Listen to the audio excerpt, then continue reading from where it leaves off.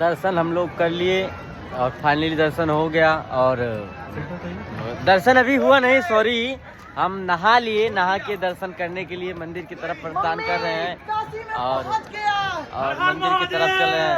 हर हर महादेव। और आप लोग को आगे भी दिखाएंगे क्या करेंगे क्या नहीं। जय हो।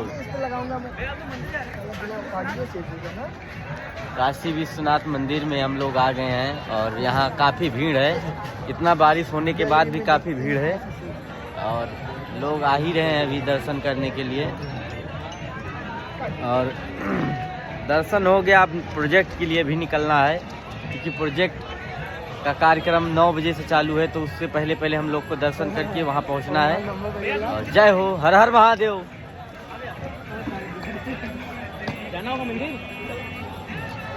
जय हो, जय हो। चलो भाई उठा ला।